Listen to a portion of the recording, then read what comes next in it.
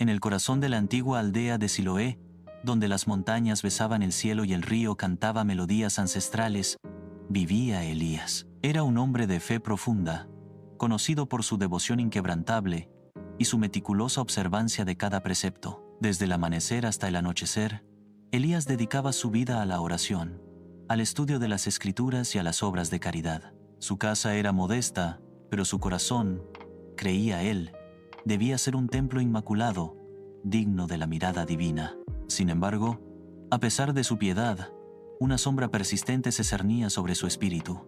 La convicción de que el favor de Dios era algo que debía ganarse, una recompensa por una vida impecable y un esfuerzo constante. Elías se levantaba antes que el sol. Sus rodillas rozaban el frío suelo de piedra, mientras sus labios susurraban oraciones aprendidas de memoria. Cada acto de bondad, cada ayuno, cada moneda entregada al necesitado, era para él un escalón más en la escalera hacia la aprobación divina. Observaba a los demás aldeanos, algunos menos rigurosos en sus prácticas, y se preguntaba cómo podían encontrar paz. Él, que se esforzaba tanto, a menudo sentía un vacío, una ansiedad latente. ¿Habría hecho lo suficiente? ¿Sería su sacrificio lo bastante grande? La gracia, ese concepto tan fundamental en las Escrituras, se le presentaba como un enigma, una promesa lejana que solo los verdaderamente dignos podían alcanzar. La entendía intelectualmente como un favor inmerecido, pero su corazón y su mente estaban programados para la meritocracia, para la idea de que todo lo bueno en la vida, y especialmente lo divino, era el resultado directo de un esfuerzo y un sacrificio proporcionales. Un día, mientras Elías supervisaba la reparación del viejo puente de piedra que conectaba Siloé con el sendero del mercado, un joven llamado Samuel, su aprendiz, se acercó a él con una pregunta. Samuel era un muchacho perspicaz, con una curiosidad que a menudo desafiaba las tradiciones arraigadas. «Maestro Elías», dijo Samuel, con la voz teñida de una mezcla de respeto y perplejidad, «hoy, en la plaza, escuché al predicador hablar de la gracia. Dijo que es como un regalo, que no se gana. Pero, ¿cómo puede ser un regalo si todo lo que tenemos y todo lo que somos es por la voluntad de Dios? ¿No debemos esforzarnos para ser dignos de ello?» Elías suspiró, el peso de su propia lucha resonando en la pregunta del joven. «Samuel», comenzó, su voz grave, «la gracia es, en efecto, un regalo, pero un regalo que se otorga a aquellos que demuestran su valía, a quienes se esfuerzan por vivir una vida justa. Imagina a un rey que ofrece un tesoro. ¿Se lo daría a un holgazán o a un siervo fiel que ha trabajado incansablemente por su reino? La gracia es el favor de Dios, y ese favor se gana a través de la obediencia, la piedad y las buenas obras. Es la recompensa por una vida dedicada a Él». Samuel frunció el ceño, su mente joven aún no satisfecha. «Pero maestro, si es una recompensa, ¿sigue siendo un regalo?» Un regalo, por definición, no espera nada a cambio, ¿verdad? Si tengo que ganármelo, entonces es un pago, no un obsequio. Elías no tuvo una respuesta inmediata. Las palabras de Samuel, aunque ingenuas, tocaron una fibra sensible en su propia alma. La contradicción era evidente, pero su mente, forjada en años de doctrina de mérito, se negaba a aceptarla por completo. Despidió a Samuel con una tarea, pero la pregunta del joven quedó resonando en su interior, un eco incómodo en su búsqueda de la perfección. Esa misma tarde, un anciano viajero llegó a Siloé. Su rostro estaba surcado por profundas arrugas que contaban historias de innumerables caminos recorridos, y sus ojos, aunque cansados, brillaban con una sabiduría serena. Vestía ropas sencillas y gastadas, y llevaba consigo solo un bastón de madera pulida. Elías lo observó desde la distancia, como solía hacer con todos los forasteros, evaluando su apariencia, buscando señales de su carácter o propósito. El anciano no pidió limosna ni albergue, simplemente se sentó bajo el gran olivo en la plaza, observando la vida de la aldea con una calma inusual. Al día siguiente, una tormenta inesperada azotó Siloé. El río, que normalmente fluía manso, se desbordó, amenazando con destruir las precarias viviendas de los pescadores en la orilla. Los aldeanos se movilizaron, pero el pánico se apoderó de ellos. Entre los más afectados estaba la familia de Marta, una mujer que, por su carácter difícil y sus constantes quejas, había sido en gran medida marginada por la comunidad. Nadie quería ayudar a Marta. Muchos sentían que sus desgracias eran el resultado de su propia actitud. Elías, aunque sentía compasión, también pensaba que Marta debía aprender de sus errores, que su sufrimiento era, en cierto modo, una consecuencia merecida.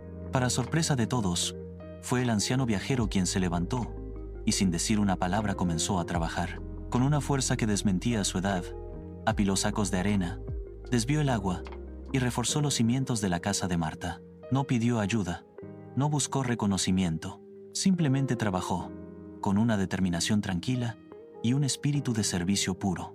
Los aldeanos, incluido Elías, observaron atónitos. Cuando la tormenta amainó y la casa de Marta estuvo a salvo, el anciano se sentó de nuevo bajo el olivo, exhausto pero sereno. Marta, con lágrimas en los ojos, se acercó a él, ofreciéndole una pequeña bolsa de monedas, lo poco que tenía. El anciano sonrió, un gesto amable que iluminó su rostro, y negó con la cabeza. «No hay necesidad, hija», dijo su voz, suave como el murmullo del viento. «Lo que se da de corazón no espera recompensa». Elías se acercó al anciano, su mente bullendo de preguntas. «Anciano», dijo, su voz teñida de asombro, «¿por qué ayudaste a Marta? Ella no es la más querida en la aldea, y muchos creen que sus problemas son de su propia creación. No te debía nada, y no te ha ofrecido nada que te compense por tu esfuerzo». El anciano miró a Elías con sus ojos profundos. «Joven Elías», respondió, «¿acaso el sol elige a quién calentar? ¿Acaso la lluvia selecciona qué campo regar? La bondad, como la gracia, no se otorga por mérito, sino por la naturaleza del dador. Marta necesitaba ayuda, y yo pude ofrecerla. Mi recompensa es la acción misma, no lo que pueda recibir a cambio». Las palabras del anciano resonaron en Elías. Pero, ¿y la justicia? ¿Y el esfuerzo? ¿No debemos esforzarnos por ser dignos de tales actos de bondad o del favor de Dios? El anciano sonrió de nuevo. La justicia tiene su lugar, Elías, en el mundo de los hombres, pero la gracia opera en un reino diferente. Piensa en un padre que ama a su hijo. ¿Acaso el amor de ese padre depende de lo bien que se porte el hijo cada día? Un padre ama porque es su naturaleza amar, y su amor es un regalo, no un salario. Si el hijo se extravía, el amor del padre no disminuye. Quizás su corazón se entristezca, pero su amor permanece, esperando el regreso del hijo. Y cuando el hijo regresa, ¿le pide el padre que pague por sus errores antes de abrazarlo? ¿O lo recibe con los brazos abiertos, perdonando y restaurando?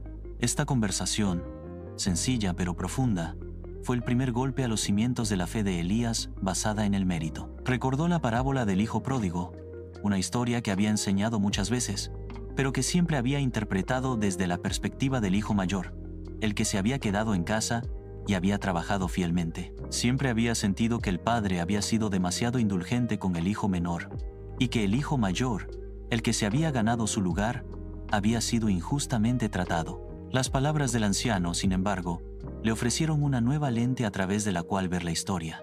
El amor del padre no era una recompensa, sino un manantial inagotable. En los días siguientes, Elías no pudo sacudirse la imagen del anciano ayudando a Marta, ni las palabras sobre el amor incondicional del padre. Su mente, acostumbrada a la lógica del dar para recibir, se sentía desorientada. Se retiró a su estudio, sumergiéndose en las escrituras, pero esta vez con una pregunta diferente en su corazón: ¿qué es realmente la gracia?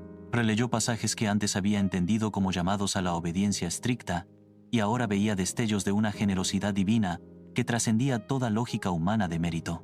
La presión de ser perfecto, de ganarse cada bendición, comenzó a sentirse como una carga insoportable. Una tarde, Samuel lo encontró en su estudio, con los ojos fijos en un pergamino antiguo. «Maestro», dijo Samuel, «parece preocupado.